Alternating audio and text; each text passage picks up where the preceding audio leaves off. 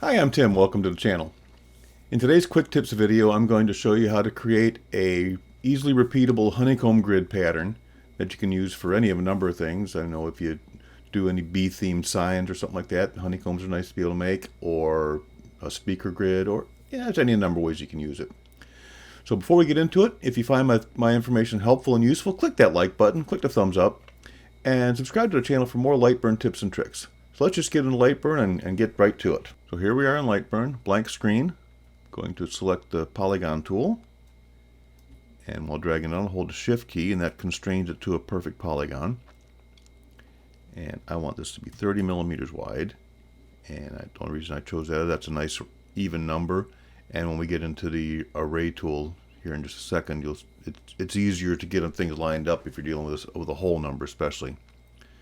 So let's select our array tool, and I'm going to zero everything out here so we're not.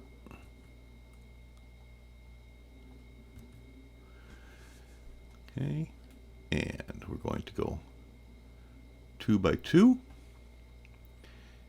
And if you noticed here, we have 2 rows and 2 columns, and they're touching on the line and touching on the points. But that's not a very good looking honeycomb, is it? So I'm going to do a shift by half on the horizontal, on the X columns. And you see it shift them down to where now the point is centered where they're lined up. We need to get them so they're touching. So I'm going to start clicking until they go in. 8's too far, 7's not enough. We'll do 7.5, and that looks good. So now we're touching. We have a nice repeatable. We could go multiple, but they're all touching. We don't want that. We want to have spacing in between them. So now I'm going to start backing them out, wrong direction. 1, 2, 3, 4. Each click goes 1 millimeter, and on the Y spacing, 1, 2, 3, 4. So now they're evenly spaced, 4 millimeters side to side and 4 millimeters up and down. We have a nice small little grid here. We can make it as big as you want now. That's probably fine. We'll go with that. And as far as any other settings, we're not dealing with a virtual array, so we don't want that turned on. We just want a normal array. But we do want to group the results and select results. So click OK. Now we have this nice little grid array of our honeycomb, but we need it to have an outer line on it as well. So I'm going to do an outward offset, and sticking with our 4 millimeter numbers, select resulting objects. We do not want to delete the original, but we do want to have a corner. Let me show you what the difference is here. If I go round, the outer shape gets rounded on the outer corners. It's still pointy on the inside corners, but the outer corners are rounded. If I choose bevel, the corners are clipped. But the look I'm going for is I want it to match perfectly with a nice pointy corner. So we're going to use the corner option. And click OK. Now we're going to select it all and group it together. So it can be good just like this, but let's say you're wanting to put it inside of a frame. So we'll grab a box, select it, hold shift, and select that. With everything selected, we're going to bullseye it. So now you see we've got our box shape.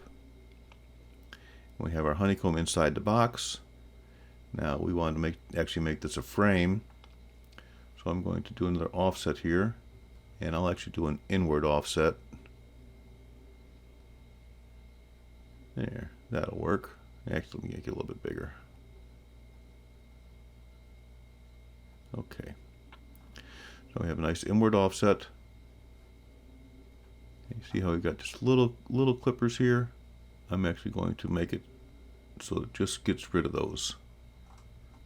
So now we don't have those weird little points. Okay. And then click OK.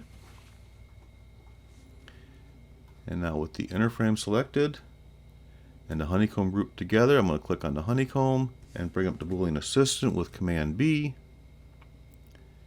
And we don't want that. We don't really want that. That's the shape we're looking for right there, not this. Select that and click OK. So now we have our cutout inside the frame.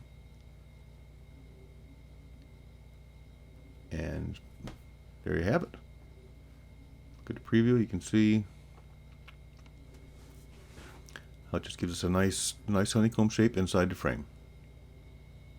So there you have it, how to make a honeycomb grid using just a few simple tools. The polygon tool for the actual hexagon, the grid array tool to get them lined up and spaced out properly, then the offset tool to get the outer portion of your honeycomb, and of course the Boolean assistant to put it all into a frame.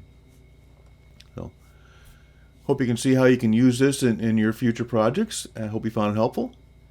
So go ahead and give the thumbs up, like the video, subscribe to my channel. Thanks for watching. We'll see you next time.